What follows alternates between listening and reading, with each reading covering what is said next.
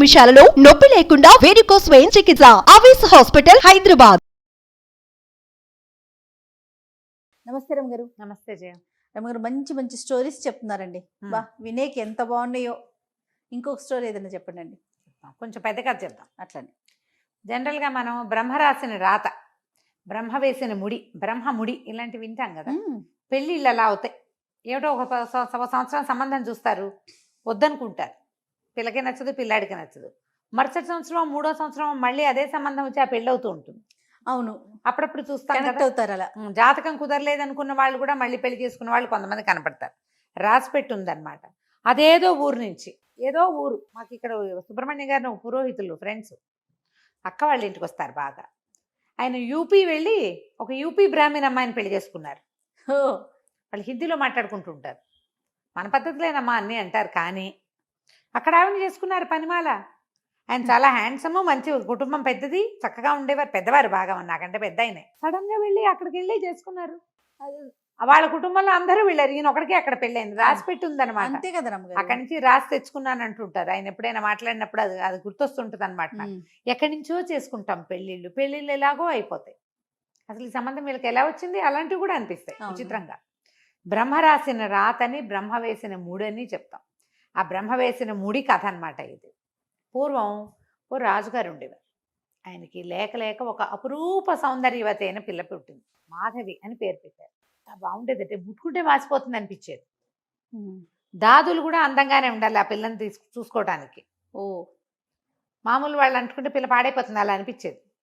భలే అందగత్తె. పిల్ల పెరుగుతూ ఉంటే రాజుగారికి ఏమనిపించేది, చక్కటి పిల్లకి ఎట్లాంటి వరుడు వస్తాడో, గైరా వాడికి ఎలా ఇస్తాం, ఇంత అందమైన పిల్లకి ఇంతకంటే అందమైన వాడు కావాలి, కనీసం ఇంత అందమైనా ఉండాలి, ఎట్లా దొరుకుతాడు అనిపించేది.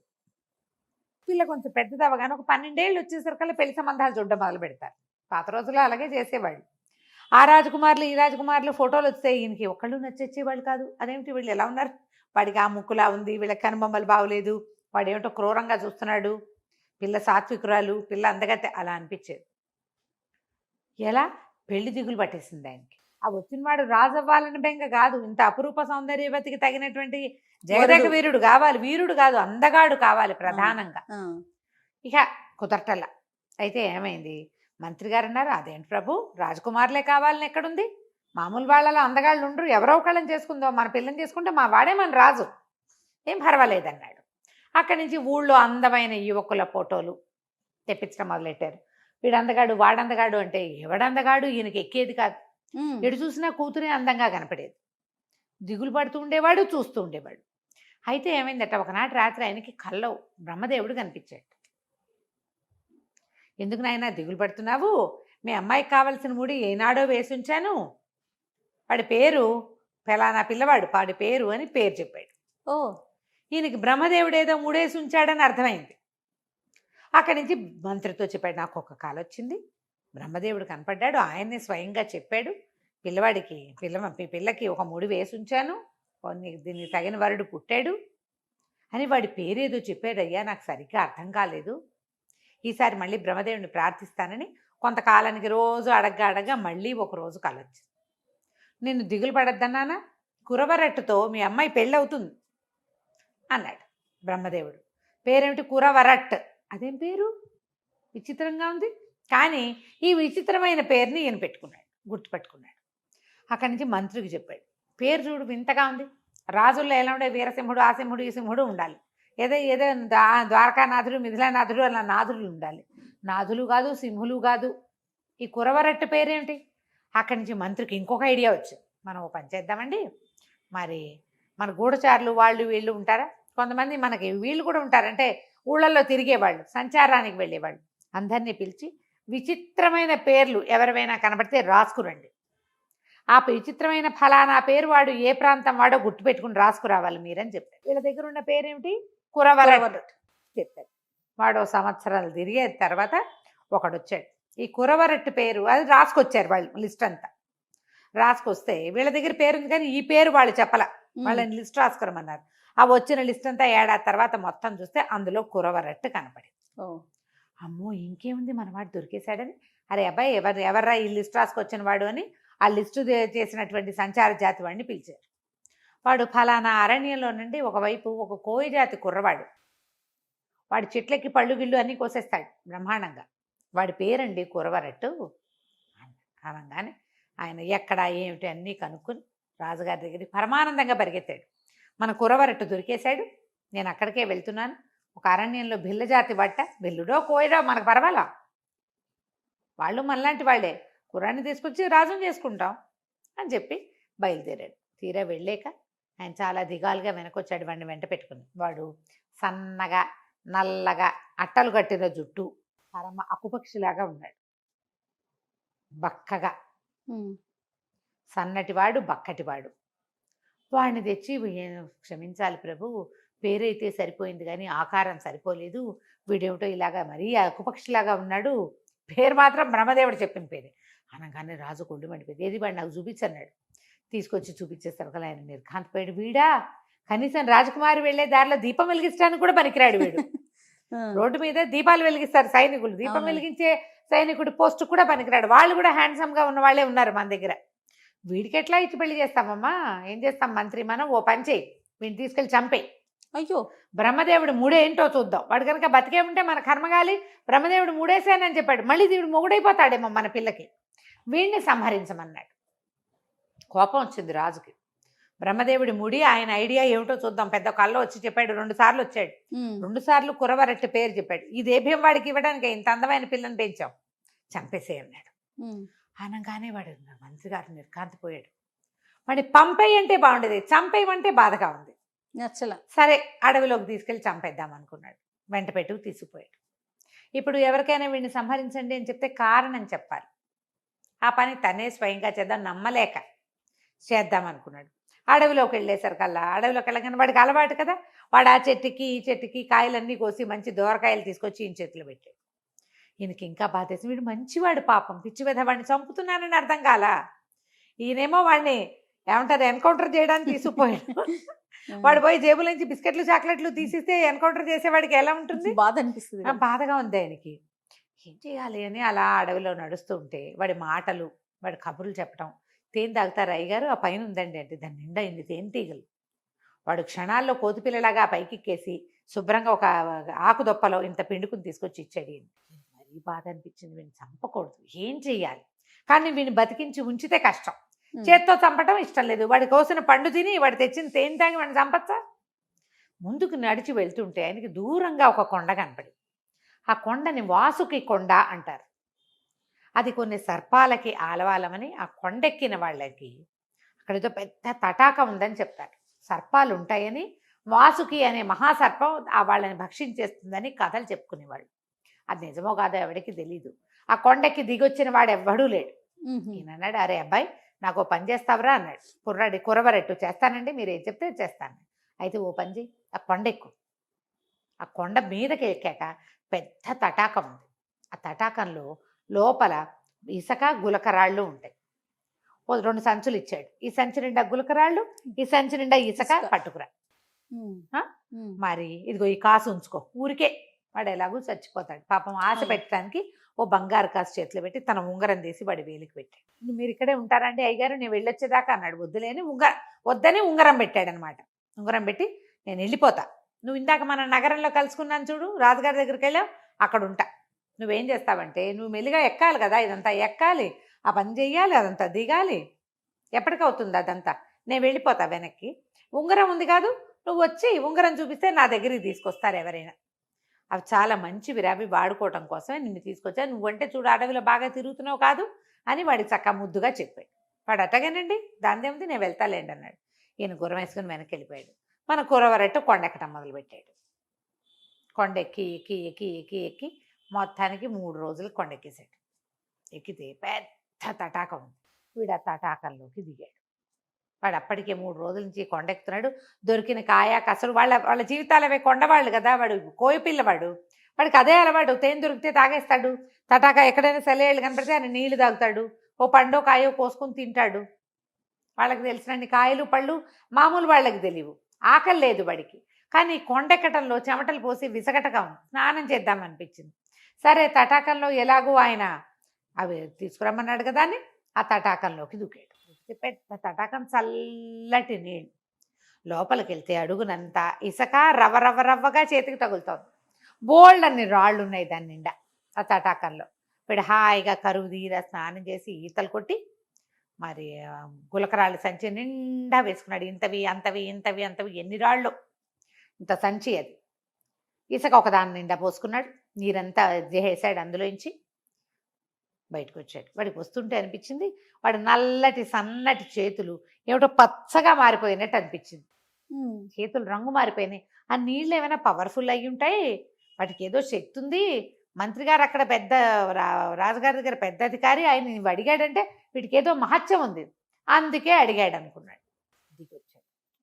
దిగిక నగరానికి బయలుదేరాడు. వీడు మామూలుగా ఏదో చిన్న మామూలు బట్టలతోటి ఉన్నాడు. వీడు ఏమనుకున్నాడు, ఆకలిస్తోంది, ఏమైనా తినాలి. ఈ ఉంగరం ఏం చేశాడు, ఎవరికో చూపించాడు. మామూలుగా అడవిలో ఉంటే వాడికి ఆహారం కాయ కసరు దొరుకుతాయి, నగరాల్లోకి వస్తే కొనుక్కోవద్దు, అవును, ఎవరైనా పెట్టాలి. ఆకలి దహించుకుపోతుంది. ఇది చూపించేసరి కదా వాళ్ళు ఎవ్వరూ ఆ ఉంగరాన్ని గుర్తుపట్ల. ఏం చేయాలి? సరే ఆలోచించి ఏమనుకున్నాడు, మన దగ్గర మంత్రి గారు ఇచ్చిన కాసు ఉంది కదా, ఆ కాసుతోటి ఏమైనా కొనుక్కు తిందామని సరే కాసుతోటి ఒక కొట్లోకి వెళ్ళాడు. వాళ్ళు ఏమో చిచ్చి పిచ్చిగుడ్డలతో కొట్లోకి వస్తున్నామంటే సరే ఏమనుకున్నాడు, ముందు ఆహారం కొట్లోకి వెళ్ళకుండా ఆహారం తెచ్చుకుని తిన్నాడు. తర్వాత ఏం ఆలోచించాడు, 2 పూట్లకు సరిపడా తినేసాం. ఈ ఉంగరం చూపించాడు. ఉంగరం ఎక్కడా అది నడవల. ఒక కొట్లోకి వెళ్ళి ఏమనుకున్నాడు, ఈ ఉంగరం అమ్మేద్దాం, కాసుకు డబ్బులు వచ్చినాయి, ఉంగరానికి కూడా డబ్బులు వస్తాయని ఉంగరం చూపించేసరికల్లా ఆ ఉంగరంలో ఉన్న రాయి కాస్త ఎక్కడో పడిపోయింది. ఆ ఉంగరం చూసినటువంటి కంసాల ఆయన, ఈ మన బంగారపు కొట్ట ఆయన ఏమన్నాడు, ఇందులో రాళ్ళు ఉండాలి కదా, ఈ రాయి పోయింది, ఒట్టుంగురానికి ఏమొస్తుంది, కొంచెమే, అంత ఎక్కువ బంగారం ఏం లేదు, డబ్బులు ఇస్తా కానీ రాయి ఉంటే చూడు అన్నాడు. అనగానే వీడికి ఏమనిపించింది, ఇందులో రాయి లేకపోతే పీడా పోయి మన దగ్గర సంచి నిండా గులకరాళ్ళు ఉన్నాయి కదా, ఏదో ఒక రాయి ఏదో ఒక రాయి తెద్దామని చిట్టి ఒక రాయి తీసి ఆయన చేతిలో పెట్టాడు. తీసుకొచ్చాడు. రూమ్ వెళ్ళి తను ఎక్కడున్నాడో అక్కడి నుంచి దాచిపెట్టాడు. అక్కడి నుంచి పుచ్చుకొచ్చాడు. అవి ఎక్కడ పడితే అక్కడ పెట్టడానికి వీల్లేదు, మంత్రి గారికి అప్పచెప్పాలి కదా, పాపం దాచాడు బయట. ఆ రాయి చూసేసరికి వాడు నిర్ఘాంతపోయాడు. అయ్య బాబోయ్ ఎక్కడిది ఇది అన్నాడు. నాదేనండి ఉంగరంలో ఉండేది అంటే ఆయన అటు ఇటు తిప్పి చూసి, నేను దీన్ని కొనలేనేమో, ఓ 300 ఇస్తాను అన్నాడు. అనగానే వీడికి అనిపించింది వీడు కొనలేనేమో అన్న డైలాగు 300 మ్యాచింగ్ అవ్వాల. వీడు మహా తెలివైన వాడు. వాడు కాస్త అనుమానంగా మొహం పెట్టాడు. అంతేనా అన్నాడు. సర్లే పోన్లే 400 ఇస్తాను అన్నాడు. ఓహో ఇంకా వస్తుందన్నమాట, నేను ఇవ్వనండి, ఇంకో చోట చూపిస్తాను అన్నాడు. అనగానే బాబు నీకు దండం పెడతా, ఎవరైనా దీనికి 500 మించి ఇవ్వరు, దీన్ని సాన్ పట్టాలి, దీంట్లోనే ఫిట్ చేయాలంటే దీన్ని సాన్ పట్టుకోవాలి, ఇదేదో క్రూడ్ రాయి, 500 తీసుకొని 500 కాసులు. వీడు ఒక్క కాసుతోటి భోజనము మామూలు బట్టలు కొనుక్కున్నాడు. సరే ఏమనుకున్నాడు, తీసుకున్నాడు, ఇదే బాగుంది మన సంగతి, ఆ మంత్రి గారు దొరకపోతే పీడా పోయిరి అని చెప్పేసి ఆ ఉంగరం మాత్రం వేలికి పెట్టేసుకున్నాడు. దాంట్లో రాయి లేదు, రాయి లేని ఉంగరమే ఉంచుకున్నాడు. ఇక అక్కడి నుంచి ఏం చేశాడు, డబ్బులు పూసుకొని వచ్చేసాడు. చక్కగా ఒక ఇల్లు అద్దెకి తీసుకున్నాడు, బట్టలు కొనుక్కున్నాడు శుభ్రమైనవి, చక్కటి బట్టలు. ఈయన చూస్తే అందరూ యువరాజు ఉన్నాడు చూసినట్టు చూస్తున్నారు. తన దగ్గర రత్నాలు సంచి నిండా ఉన్నాయి కదా, అవసరమైనప్పుడు 2 రాళ్ళు 3 రాళ్ళు చొప్పున అమ్మటం మొదలు పెట్టాడు. వీడిని రత్నాల రాజు అనేవాడు. పేరే మారిపోయింది. వీడి దగ్గర ఇంత సంచిడు ఉన్నాయి, వాడు గుప్పెడమ్మ ఉంటాడు అంతే. ఆ గుప్పెడు రత్నాలతోటే వాడికి ఆ పేరు వచ్చేసింది, గుప్పెడు గులకరాళ్లతోటే. ఆ ఇసుక అయితే బంగారు ఇసుక, దాన్ని ఎవరికి ఇవ్వాల, వాడి దగ్గరే ఉంచుకున్నాడు. సరే ఊళ్ళో ఆ నోట ఈ నోట ఈ రత్నాలు, కొత్తవాడెవడో వచ్చాడని ఊళ్ళోకి, వాడి దగ్గర రత్నాలు ఉన్నాయని తెలుసుకున్నారు. మంత్రి గారికి ఎవరో చెప్పారు, రత్నాల రాజు అని ఒక కుర్రాడు ఉన్నాడు, మరి వాడు భలే అందగాడు, తర్వాత వాడి దగ్గర బ్రహ్మాండమైన రత్నాలు ఉన్నాయి, ఎన్ని రాసులు ఉన్నాయో, వాడు ఒక రత్నం అమితే 1000-2000 కాసులు వచ్చేస్తున్నాయి వాడికి. ఆ రత్నాల్లో 1-2 చక్కగా మెరుగుపెట్టించి యువరాణి కూడా పంపారు. రాజు కూడా కొంటాడు వాటిని. అక్కడి నుంచి రాజు అన్నాడు, ఏమిటి మనకి ఊళ్ళో అంతా ఇంత అందగాళ్ళు ఉంటే గురించి ఎవరు చెప్పలేదు, వీడెవడో కొత్తగా వచ్చిన వర్తకుడు భలే అందగాడని చెప్తున్నారు, వర్తకుడు అయితే ఏమిటి, మన పిల్ల నుంచి పెళ్లి చేయొచ్చు, ఆ అబ్బాయిని చూసిరమ్మన్నాడు. ఈ మంత్రి గారు సుబుద్ధి ఓ చిన్న పటాలాన్ని వేసుకుని రత్నాల రాజును చూడపోయాడు. ఈయనేమో కురవరట్టును గుర్తుపట్టలేదు, కురవరట్టు మంత్రి గారిని గుర్తుపట్టలేదు. ఇద్దరు ఒకళ్ళనొకళ్ళు చూసుకున్నారు. చూసి అబ్బో పిల్లాడు భలే అందగాడు, కుర్రాడు, వివాహం అయిందా అన్నీ కనుక్కున్నాడు, కాలేదన్నాడు.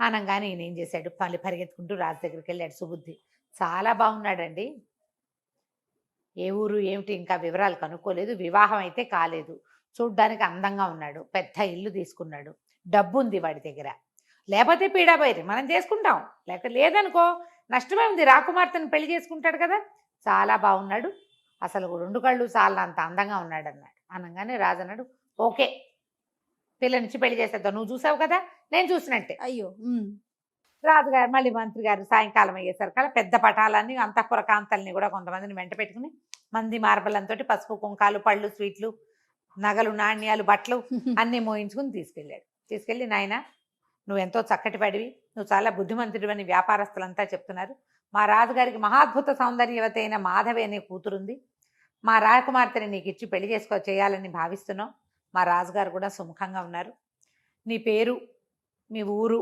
వివరాలు జాతక చక్రం అవి చెప్తే అవన్నీ చూసుకుని ముహూర్తం పెట్టిస్తాము అన్నాడు. అనగానే ఈ అబ్బాయి అన్నాడు, అలాగేనండి తప్పకుండా, మేము కోయవాళ్ళం, నా పేరు కురవరట్టు, వీళ్ళు ఈ ఊళ్ళో వాళ్ళు నన్ను రత్నాల రాజు అంటారు, అలా పిలుస్తున్నారు కానీ నా పేరు రాజు కాదండి, నేను కోయి జాతి వాడిని. అనగానే నేను నిర్ఘాంతపడి కురవరెట్టా నువ్వు అన్నాడు. నేను కురవరెట్టనేనండి అన్నాడు. అదేంటి నేను చూసిన కురవరెట్టు ఇంకోటి కదా అంటే, అవునండి. అప్పుడు ఈయన మా కుర్రాడికి తట్టింది, ఆయనేమోనండి, ఆయన ఉంగరం చూపించాడు, ఈ ఉంగరం మీదేనండి అని, ఇందులో రాయిపోయింది కానీ ఈ ఉంగరం నాదేనన్నాడు ఆయన. మీరు నాకేనండి ఇచ్చారు అని. అనగానే ఆయన ఆశ్చర్యపోయాడు, ఇదేమిట్రా సన్నగా నల్లగా బక్కగా జుట్టు అట్టలు కట్టేసిన జుట్టుతోటి ఉన్న ఒక చిన్న కోయ కుర్రాడికి ఇచ్చాను నేను, వాడు నా అంత కూడా లేడు, బక్కటి వాడు, నువ్వు చూస్తే ఇంత సమున్నతాకారుడివి, ఇంత ఈ రంగేమిటి ఈ రూపేమిటి అంటే, అయ్యా మీరు నన్ను వాసుకి కొండ ఎక్కిచ్చారు, ఆ కొండలో ఉన్న సరస్సులో దిగేసరికల్లా నా ఒళ్ళిట్ట పచ్చగా అయిపోయిందండి, తర్వాత నాకు తెలిసింది నా రూపం మారిందని, ఆ కొండ మీద ఉన్న సరస్సు చాలా అద్భుతమైన సరస్సు, అందులో దిగటం వల్లే నాకు ఈ స్వరూపం వచ్చింది, నేను అమ్ముతున్న రత్నాలన్నీ కూడా మీరు చెప్పడం వల్ల తెచ్చినవనండి, నిజానికి ఇవి 2 మీవని ఆ సంచులు 2 ఎత్తి ఆయన చేతిలో పెట్టాడు. మీరు ఆ పని చేయడానికి నాకు కాసు ఇచ్చారు, కాసుకి ఈ పని చేశాను నేను, ఇవి మీవే తీసుకోండి అన్నాడు. రామంతా సంతోషించాడంటే ఆ సుబుద్ధి, ఆయన నిన్ను వదిలించుకోవడానికి చేసిన పని ఇట్లా నిన్నే మాకు కూర్చుంది, భగవంతుడు వేసే ముడి ఇట్లా ఉంటుంది కదా, ఇదే కదా బ్రహ్మదేవుడు వేసిన ముడంటే, చివరికి ఇది సానుకూలం అవ్వవలసిందే, ఎక్కడ వాళ్ళో ఎక్కడో సంబంధం కుదుర్చుకుంటారు, వీళ్ళిద్దరు మొగుడు పెళ్ళాలు అవ్వాలి, వీళ్ళ వల్ల ఒక సంతానం వృద్ధి కావాలి, ఒక వంశాభివృద్ధి జరగాలి అని ముందే రాయబడి ఉంటే మాస్టర్ ప్లాన్ లో మనం ఎట్లా తప్పిస్తాం, మనం ఎవరం దాన్ని తప్పించడానికి. ఆ మాట అనుకుని పరిగెత్తుకుంటూ రాజుగారి దగ్గరికి వెళ్ళి, అయ్యా వీడెవడో కాదండి, బ్రహ్మదేవుడు ఏర్పరిచిన కురవరట్టే మన పెళ్లి కొడుకు అనగానే రాజు ఆశ్చర్యపోయాడు. పెళ్లి కొడుకుని చూసి నిర్ఘాంతపోయాడు ఆయన కూడా, ఆయన చూశాడు కదా.